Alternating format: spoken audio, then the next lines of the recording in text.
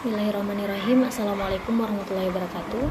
Ana Muriati Sumartin, mahasiswa PGSD RPL Universitas Askia Padang dengan NIM 23/11-341. Di sini pada kesempatan kali ini saya akan menyampaikan materi tentang filsafat pendidikan dengan judul konsep dasar filsafat pendidikan guna untuk memenuhi tugas ujian tengah semester pada mata kuliah filsafat pendidikan. Baik, langsung saja Ana akan membahas terkait konsep dasar filsafat pendidikan, di mana filsafat pendidikan itu adalah cabang filsafat yang mengkaji hakikat dan tujuan pendidikan serta berbagai masalah fundamental yang muncul dalam praktik pendidikan, di mana ia berusaha memberikan landasan teoritis dan kerangka berpikir untuk memahami, mengevaluasi, dan mengembangkan sistem pendidikan. Hakikat pendidikan itu membahas tentang apa itu pendidikan, di mana filsafat pendidikan itu mempertanyakan esensial pendidikan.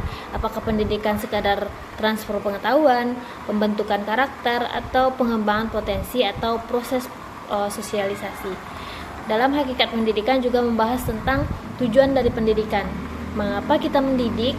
Apakah tujuannya untuk menghasilkan warga negara yang baik, individu yang mandiri, pekerja yang terampil, atau manusia yang utuh atau holistik?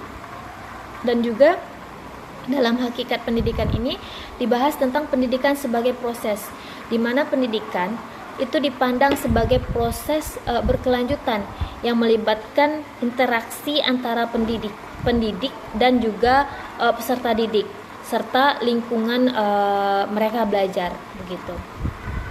Nah, dalam konsep dasar filsafat pendidikan ada hubungan filsafat dengan pendidikan.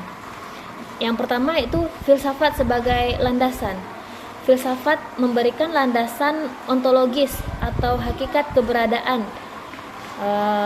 yang epistemologis atau hakikat pengetahuan, dan juga aksiologis yaitu hakikat nilai bagi pendidikan. Yang kedua, pendidikan sebagai implementasi dari filsafat, di mana ide-ide filosofis tentang manusia, masyarakat, dan pengetahuan secara langsung itu mengaruhi tujuan, kurikulum, metode, dan juga evaluasi pendidikan. Yang ketiga, dinamika hubungan, di mana hubungan ini bersifat timbal balik. Filsafat membentuk pendidikan dan juga praktik pendidikan dapat memberikan inspirasi bagi pemikiran filosofis yang baru begitu. Kemudian ada fungsi dari filsafat dalam pendidikan, di mana fungsi dari filsafat pendidikan ini ada 4. Yang pertama itu normatif, yang mana memberikan landasan nilai apa yang seharusnya diajarkan. Kemudian fungsi spekulatif, untuk mendorong refleksi kritis tentang pendidikan. Kemudian ada fungsi analitik yang menjelaskan konsep-konsep pendidikan secara mendalam.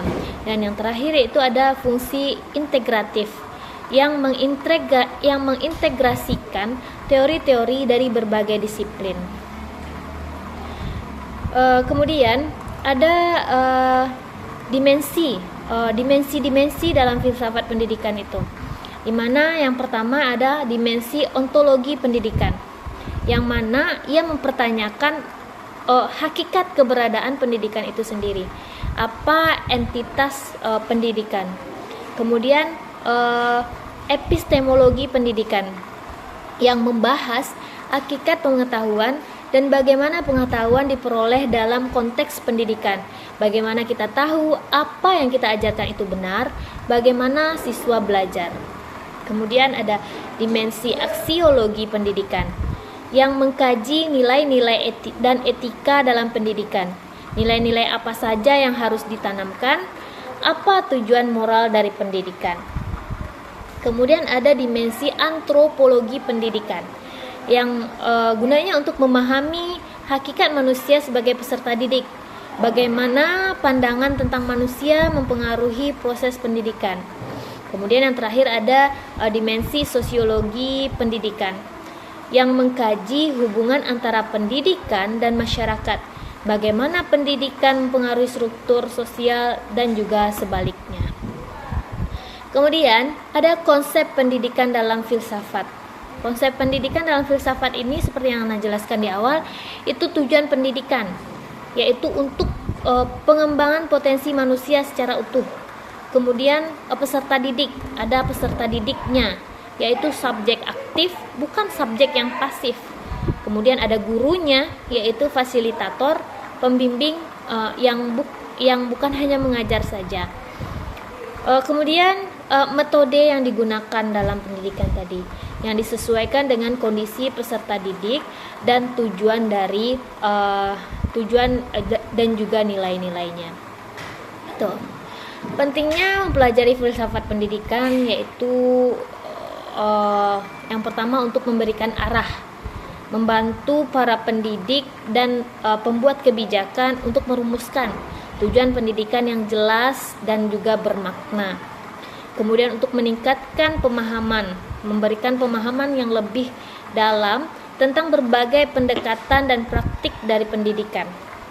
Kemudian mengembangkan pemikiran yang kritis, mendorong pemikiran kritis tentang masalah pendidikan dan juga mencari solusi yang inovatif. Kemudian mendasari kebijakan, di mana menjadi landasan bagi perumusan kebijakan pendidikan yang efektif dan berpihak pada peserta didik.